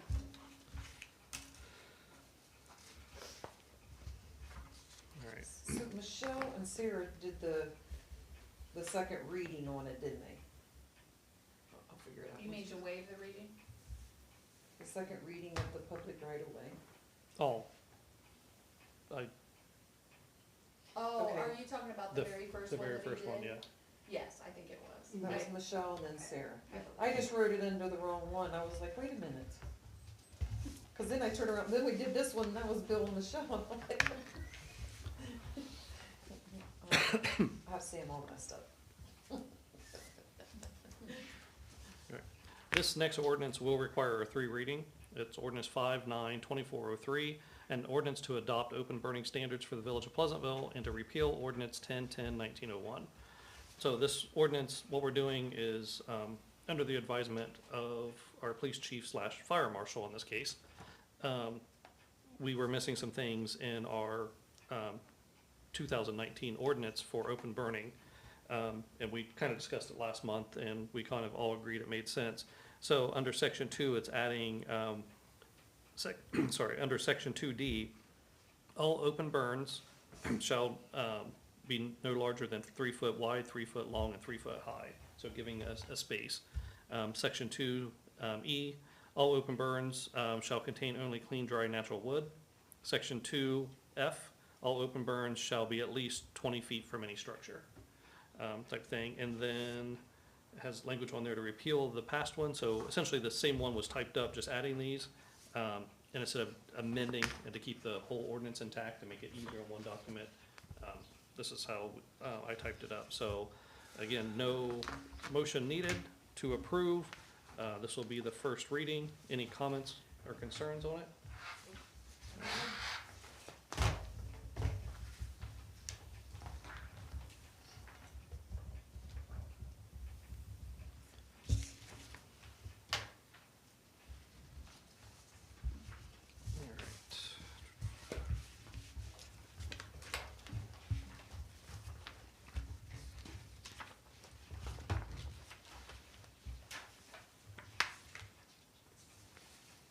All right, next item up is the quote for the, I have it listed on there, the mayor's court office, but what this is as you enter in, Sam cannot be in the same room as me taking money. So she has to be outside of the courtroom, essentially, and this is what we use for the courtroom. So she's right outside that door, which is in the garage with no walls. The main concern is just protection for her, just in case something would happen. So we went out and got a quote. Perry Mason quoted it, and again, he's one of our approved contractors that we use for our small jobs. And he quoted $2,975, and it would be building one per drawing, so it is a 7x10 room, adding a door to that for an emergency exit, plus a window with counter with protective glass for Sam. And it would be a 6-panel wood door, service window with countertop, and he would do it in tongue and groove pine versus drywall. One, because it is a garage, and two, that just gives extra strength. Do I hear a motion to approve? I'll make a motion. Okay, Sarah made the motion. Do I hear a second? I'll second it. All right, Katie second. Roll call? President DeMont, Yes. Councilman Mason, And you should stand from Councilman, Yeah. that. Usher stand. okay. And then Councilwoman Harrier, Councilwoman Horton, Yes. Councilwoman Henry. Yes. I don't know if I said yes or no, but yes. Okay. I believe you did. All right. I just wanted on the record. Next thing is, again, our new village logo that we kind of discussed. We took input. I believe everyone has a copy of this in their packet. Adding the detail, which it looks great. The comment from the designer is this makes it very difficult because of the amount of detail to have it digitized. So what we did add looks beautiful. But again, the whole goal is to be able to have something that's digitized. And she said this, because of the amount of detail in it, does or will have challenges digitizing it. Either one. Either one. Just, Oh. she said what it is the bricks on this up there really does it, and then of course all that detail down there. She said again, it can be we not digitized. brick? Can we do this one without bricks, where we just make that red and that brown? We could, yeah, we can take that back and again, give I her just some. think the color really. No, I like the color, I know, I Mhm. agree. I mean, you could even put, see if she could just do without the lines, the gray roof. Yeah. Do you know what I mean? So, I don't think you need all the the Yeah. flowers are cool, but, all right, so use the detail on the bottom for the buildings, or sorry, use the coloring for the buildings on Yeah. the bottom, get rid of the detail, and then also get rid of the background. yeah, and see if she can do it. Okay. Just cause it would be nicer. Yeah. But if she can't, then Yeah. she can't. And then she did add the lilac bush. It does have purple on it, but again, when we print it out, you really can't see it because it also has black lines in it, which overtakes that thing. So we'll take that back if everyone's in agreement with her, with Michelle. So, tell me what I remember, what was it? We were the lilac. We were the lilac capital of Ohio during, in Fairfield County for Ameriflora back in Oh, okay. 1992, yeah. And I don't know why I remember that. I don't want to say the joke, but the reason why, Yeah, I know why. because the outhouses, everyone had an outhouse, and beside the I outhouse, everyone remember played the that lilac part. I was bush. actually just trying to figure out if we should have wording for it, but Yeah. that's not a miracle. I just. I was gonna say, we can't add lilac bushes, but maybe we should be putting something like the capital, but Yeah. not a miracle. The next thing in here is a sample letter in your packet. This is for late fee shut-off amounts and a limit. So before we get into the actual letter, I want to explain why. So our old system, I'm just going to give a couple examples. So if you paid your bill on time, but you didn't pay your late penalty, so you didn't pay the $3, the old system, while it was on your bill for you to pay the next month, it did not put it on a shut-off list. It was excluded, because you paid your bill, you just didn't pay your late penalty. So we never captured that data. And again, we didn't know it was built that way either, because we assumed it was all encompassing. This new system, if you're a penny behind, you're on our shut-off list. Which I know we've always been very, if you're late, you're late, if you're behind, you're behind. However, now that we have this, they pulled a report, compared it to last, like, typically we get 6, 7, 8 people on the shut-off list that are truly late. Including this, you're talking 40, 50 people for pennies or, up to $10. And it's typically because they paid their bill online, did not pay their late assessment. But you can also see that they almost do this all the time and end up paying it that next cycle. So it's just how they pay their bill and things like that. We did not shut anyone off that fell into that category this time because again, like it's a change in our system. And to shut off 40 people because of a change that isn't normal, like I did not think that was fair, nor do I want to deal with that kind of thing. So Sam asked, like, what is our rule on that? Because again, used to be it's just if you're late, no matter what the amount. But now that we kind of have this new data, what is it? So she's suggesting by looking at the data that anything under $10 to have a stagnant rule that we don't shut off someone's water for under $10. Like a lot of people pay their bill on the 16th and think it's okay, Yeah. but we assess late penalty post, Mhm. so then when they get their next bill, it's added in there. But sometimes it does and sometimes it don't. Even like on lending, a fee isn't even added to your credit report. Right. Yeah, so like when it's, and again, I like the stagnant, but also want like some things, because sometimes, because our penalty post is 10%. So if you have a family of 4, your water bill is gonna be $100 and some, I'm assuming. Your penalty post is gonna be more than $10, but yet you fit into that same category. So what I would like to do is, one, give her a stagnant number, say anything under X, we don't shut off for it. 10 wouldn't work really then. What's that? $10 wouldn't work. Really. No, but it gives us a good thing being static, like anything under 10 we won't. But she also has a liberty of, if you fit into it's just the late fee, it's not like you didn't pay $20 of your bill, type thing. But it's exactly your late fee or something like that, that And she we still, do a percent of, so, I feel like you should probably, like, at least give them the 1 month to pay it. So Mhm. like a percentage instead of, because you, to fit everybody in a bucket, but Yeah. let's say your bill is $120. Mhm. 10% of that, which is the fee, would be what, $12? Mhm. So I feel like we should do 10%, but if you're over 10%, okay, 10% you of, follow what I mean? yeah, so would it be 10% of your total amount due or just of the past due amount? Well, how is our fees? It's applied, So like, let's say you're 2 months, Mhm. well, you couldn't be 2 months, we would've shut you Yeah, off. and that's It's kinda only what- gonna be 1 month. yeah. So it's Well, only what gonna it be is it's the 10%. prior, like, so say Yeah. last month you didn't pay your penalty, but you paid your bill on the 16th. Right, So you've got a $10 bill there. Mhm. So the next month you got your bill, you haven't paid it yet. You're only really 1 month behind on your water bill, but you got that penalty post right. from the prior month. Do That you will kick get- out on this do you get report. penalty on the penalty No. the next No, month? It's not it only penalty. penalizes the current month. You get penalized the month you didn't So I pay. think we'd be safe to Yeah. do the 10%. Yeah. No, I agree with Michelle. That way, again. You're allowing them a grace period for 1 fee, Mhm. but you're not. Most of them giving catch it up Yeah. when they pay, Yeah. when they catch it and pay it Yeah, right but I feel away. like if we say $10, there's gonna be certain people that are, under the $10 fee, but there's gonna be certain people that Right. are above Yeah. the $10 fee. Yep. So I feel like if we did the percent of what the fee is, cause Right. you're saying it's a 10% fee, right? Correct. It's a flat fee of So if we say it's 10%. 10%, that covers 1 month fee, and that way, as long as they pay it by the next month, So whatever their bill that 'Cause that they would penalty compound applied the to, it's second 10%. and Essentially. truthfully, the second month, we're probably, no, we wouldn't, no. Yeah.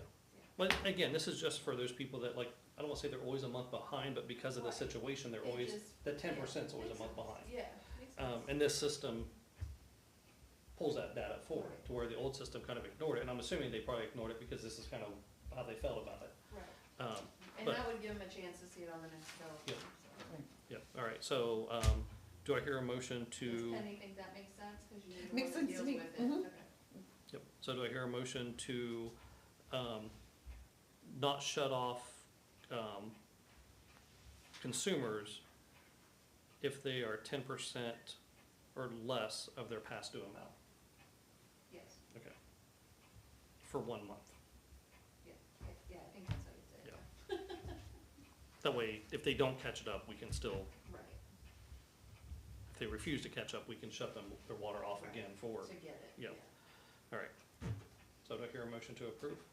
I'll make the motion. I'll second. All right, Sarah made it. Michelle second. Roll call? Sorry, you're President fine. DeWalt, Yes. Councilman Mason, Yes. Councilman Paghorn, Councilwoman Harrier, Yes. Councilwoman Horton, Yes. and Councilwoman Henry. Next thing under new business, so in the past, the council's always let any civic group, that pertains to Pleasantville to use the community center for free. I am a Lion with the Millersport Lions Club, but we are going to try to set up one for Pleasantville. And I'm asking if we can set up a Pleasantville Lions Club, if council would allow the Lions Club to meet at the community center at no charge, like we do any other, service. Okay, right, that doesn't really require a vote, I just wanna make sure, especially since I'm the one kinda Yeah. spearheading this. Did the church take advantage of the Sundays? I have, well, not yet, cause they don't need it as of today, like this is for future planning, but, Pastor Jeremy said we will meet with the new, not kid pastor, but, youth pastor, at some point, cause they're just bringing him on, you know, he probably has his hands full, and then we'll figure out, a way, and he did say to make sure, you guys know he appreciates that, you know, and again, whatever he can do to help us out too. And that church has always been great to this community, so. The next thing on there, and again, this right here will have to be a, ordinance that and I kinda have a sample ordinance drafted, but we do have some property that we need to get rid of, just because it's no longer using, it's just sitting around. In order to do this, in my opinion, the easiest way is to put everything up on Gov Deals, kind of where Nick goes out and gets stuff. We're also allowed to sell on that. However, it takes a yearly ordinance from council to allow us to do that. So I'm kind of drafting up an ordinance on that, and anything that we would deem in excess or not needed or whatever verbiage it's required for that particular piece of equipment. Are you guys okay with doing the online auctions? With the online auctions, we can put minimums on there, if we think it does hold a certain value, or it's typically just put it on there and see what you can get out of it. And again, it's better than just sitting around, type thing. But like we have our old backhoe, we're dumping money into it, that's why we bought the other one. It needs all new hydraulics, but if we turn around and sell it for $7,000, let's just say put a minimum on that, someone else wants to put another $7,000 in hydraulics on it, they get a really good backhoe for $14,000, not knowing anything else that's wrong with that. Like, it's aged out for us, it's seen better days. But things like that, we can put a minimum on if we feel like we need to. All right, so everyone's good with that? Yeah, absolutely. All right, and again, this kind of goes back with what we already talked about, when Nick was up there, operation of a golf cart in the village. I have, one of those kind of pulled down from another village to share with you guys, if you guys wanna look over that. And then the curfew one, I do wanna just kind of start talking about that. So, I did provide Nick with the 1998 version, I believe it's 1998, which specified that curfew is from 10:30 to 5 a.m. In 2009, council did change that to 10 p.m., so they upped it a half hour, so curfew is from 10 p.m. to 5 a.m. And that's what we will be enforcing.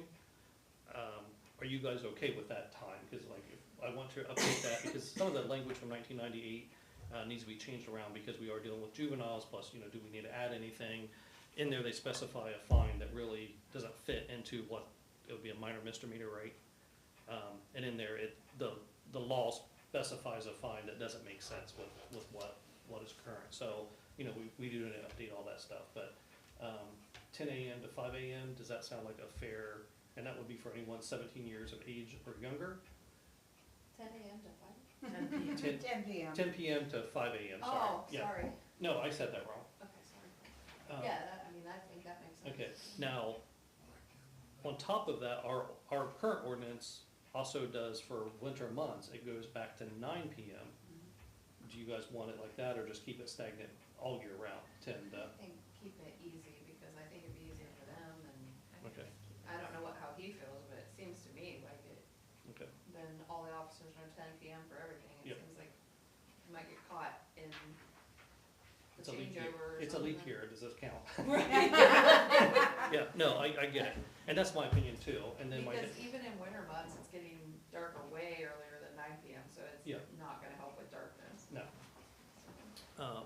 Then the other question on it, just again, while we're doing it, looking at some other sample ordinances, they also do different times depending on ages. And again, ours would just be 17 years and younger. Are you guys good with that, or do you wanna break it down to where the younger you are, the earlier you have to begin? But again, it just, The only thing I'll say about that is, when you have these kids that are out in the motor vehicles, they're technically violating the law. So if they're old enough to drive, you may wanna have a separate age bracket for them, like, if you're 16, or you can be out to 11, Okay. you know, or whatever, but if you're 9, you gotta be by 10 or 9, or whatever you wanna make it. But that's where we kind of run into the curfew violations with the other minors, is when they're driving a vehicle. Well, 16 or 17-year-old could be working until 11 o'clock at night Yeah. in the summer. Right. So, yeah. So do we wanna do the cutoff below the driving age? Oh, did you have a thought? You seem like you have a thought. Casey always has a thought. But you don't always wanna hear his thoughts.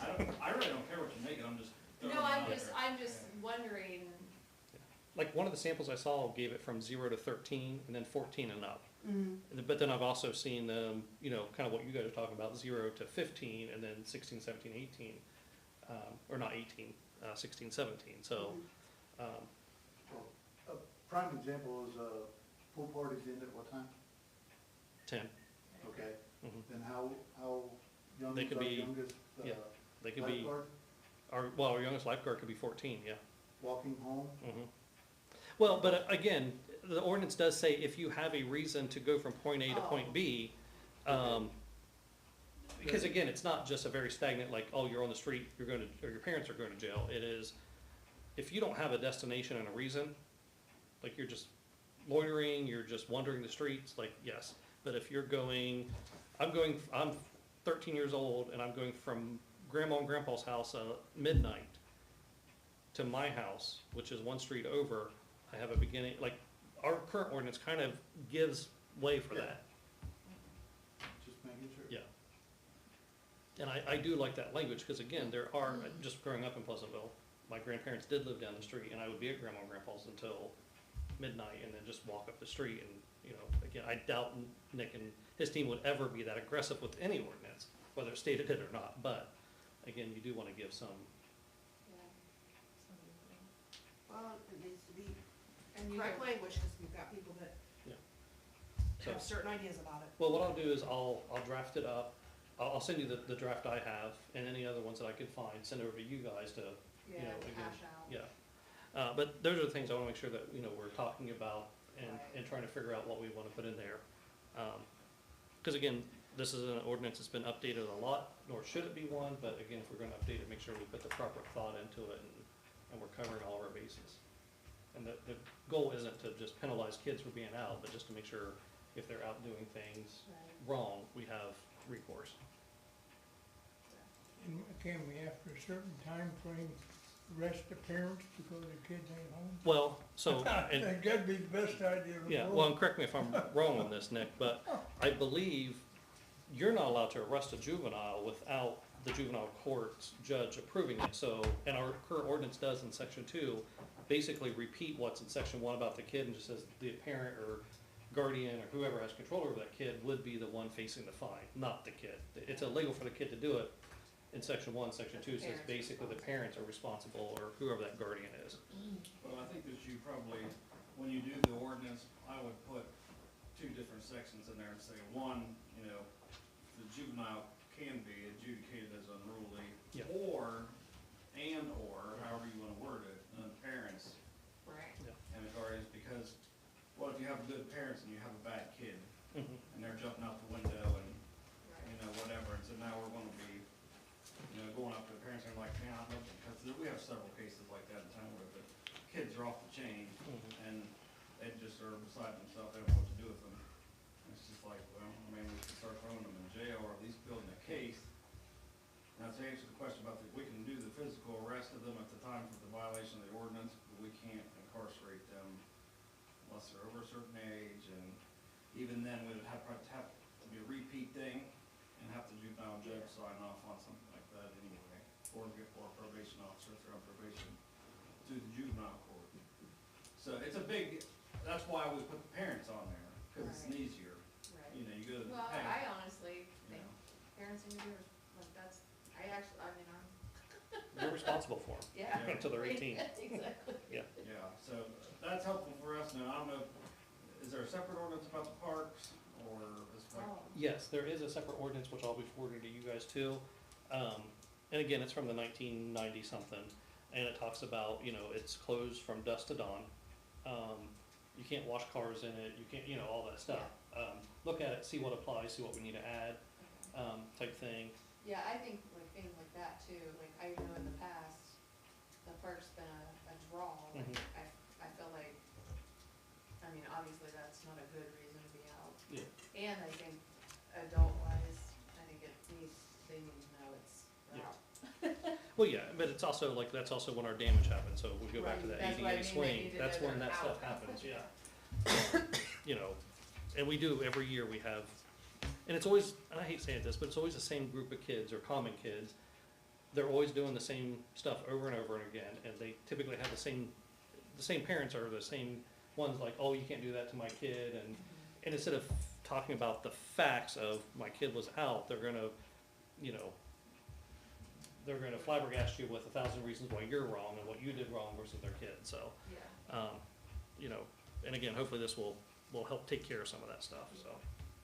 you know, we've already noticed late night basketball games going on. Mhm. I actually personally don't have a problem with it because if they're playing basketball and they're playing basketball, then that's fine, cause they're not out vandalizing or whatever. But we have had Facebook messages about they're too loud, or, you know, that kind of stuff, so you just gotta make your decision with the pool being closed too. I mean, the kids are gonna have something to do, and, you know, just because it's dark out, that's a you thing, whatever you guys wanna do is your park, so we can enforce whatever you wanna do, but And it may You know, be if they're- like the park would close during the curfew hours versus dusk to dawn, because again, if you, in the wintertime, if you allow them to be out until 10 PM, but they can't go to the park at dusk, which is at 5, like there's 5 hours that, you know, they could be at the park playing basketball, not causing any you know. But they could be at the park causing trouble. Yes, yeah, I mean, it's a double-edged sword, but, you know, again, look at probably both of those together to figure out what makes sense.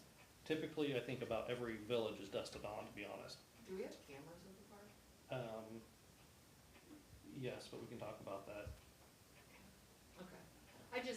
I mean, if we're going to allow, I feel like then we would know if they were vandalizing Yeah. something. Yeah. You Yeah, know, like we- maybe, In years past, we've caught, if they're playing vandals. basketball, okay, but if they're tearing up the ADA swing, Yeah. then not okay. yeah, in years past, we've caught people on the park cameras, and we were able to use that Yeah, okay, to, you know, correct the issue, I guess, okay. so. And you may wanna, if you do, park hours, you may just wanna make a generalized park rules and stuff like that, and then put a provision there, say that the police can enforce the rules, you know, because technically we probably couldn't, cause it's not a law, we're law enforcement, but if you pass a law, say you can enforce the rules, Right, now we can do that. okay. So you know, rough housing or whatever, you know, that kind of stuff, but, I mean, I'm not looking to go out and bust the kids for running up the slide necessarily, No. but at the No. same time, if it looks like they're trying to tear down the swings or whatever, then, and they haven't done it yet, then, yeah, I mean, we're probably gonna say something to them anyway, but. All right, One thing that really bothers me is, I can understand them being out after dark, I mean, they're kids, they're just, you know, messing around, but what I don't like is the taking away the safety of other people, like running in, you know, we've got elderly people in our village that, you got a bunch of kids running through their park, through their yard. My parents are 85 and 86. If some kid ran through my parents' yard, it would scare my mother to death. And I don't think that's, you know, that's a good use of their time. They could be at home playing Xbox or something. Yeah, I mean, we'll discuss it. I know when I was a kid, even at any age, streetlights came on. Yeah. You go home, yeah. I better been home, cause if I wasn't, Oh, yeah.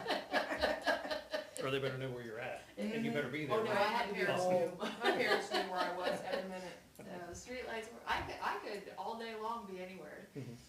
We didn't have, Streetlights came on. we didn't have streetlights where I grew up, so we lived in the country, so. Well, then you could wander off anyway. Well, when the mosquitoes came out is when I go inside, and that's still a rule, by the way. All right, anything else under new business? If not, we'll go around the room. Katie? For questions? Yep. Are you getting comfortable? I mean, I know it's only your second meeting. I'm getting used to it. Yeah. She seconded a motion. That's right. Sarah? No, thanks. All right, Corey? I'm good. Michelle? I'm good. No, Bill? You have anything? The only thing I have is we'll be doing our audit soon, so. Yep. I just don't have an exact date or anything yet, so. And Michelle's was the only signature you needed on Yeah, that? and I Okay. got it tonight and I'll get it sent to him tomorrow. Now, just for awareness, because publicly you guys all are registered on the Board of Election site and all that, sometimes auditors will go out and pull that list down, and they will send you questionnaires. Again, you may be new, but they still want answers, and it's like, do you know of any fraud? Do you answer that honestly and send it back. Now, and also wanna make sure everyone knows, whatever you answer never goes to her, never goes to me, it's to the auditor only, because if there is something going on between her or I, this is like, a way for someone to say, yes, it is, but I never wanted to say something publicly. Not that we were doing anything wrong, but just make sure that, when you guys get that, you don't freak out, you don't have to bring it to us, it's for your questionnaire only, you respond to it And as they do necessary. ask for everybody's information. Yep. So they Yep. will go out and And they get just it. randomly pick They if they might want send to. you a self-stamped envelope to send it right straight back to them or whatever. Yeah, it's usually 5 or 6 questions, but just answer them as honest as you can. And if you have questions, by all means, ask, another council member, ask me, ask Penny. But just so you know, it's basically to find out if Penny and I are doing something illegal and you don't want to say it in an open meeting, and this is your chance to do it type thing, so. All right, Got one thing for you to consider putting on your open burning ordinance, you might wanna make 2 exceptions. One for community bonfire, if you ever wanna do one, that way they can't, oh, you're violating your own ordinance, and then, I don't know if you guys burn brush or whatever, but, Well, we will be, but it won't be real. okay, I mean, that's even better. well, but it'd be good to have that on there because at one point that will be annexed into the village and it will be on our property. But hopefully by then, everything's already cut Yeah. down and done, so. So those can be affirmative defenses or exceptions or whatever you wanna put Yeah. on that ordinance when you do the open burning, but it's just to Yeah. quell the naysayers. Now, when you say community bonfire, should we put specific? Like someone who has, who has gotten a permit to do so, or if the village itself puts something on, Permitted. yeah. Yes, that makes sense. Like, Cause if yeah, I we're was gonna gonna do- say, anybody could get a group together and say, well, it's a community. Yeah. Like if the I'm village having a wanna put community on a burning bonfire, man- there's Yeah. 5 villagers here. Yeah. Yeah, that's true, I mean, you should probably say what it should be, but Okay. I just thought if you guys wanted to do that one at like a, park or someplace or in the parking lot Yeah. or whatever down there, and then, yeah, come out and we're gonna do a weenie roast or. Yeah. I would say no, but just because you Yeah. But again, put it in Just there, the that way there is Yeah, I something think there it for should be in there, future I'm just use saying, yeah. type thing. I wouldn't want to be responsible for that, so. Well, and you could put into the law saying, anybody that, the village is held harmless, blah, blah, blah, Yeah. So, All right, if nothing else, do I hear a motion to adjourn? I make a motion. Bill made the motion, second, I'll second it. second by Sarah. All in favor say aye. Opposed, same sign. Meeting adjourned at, what is it, 8:30?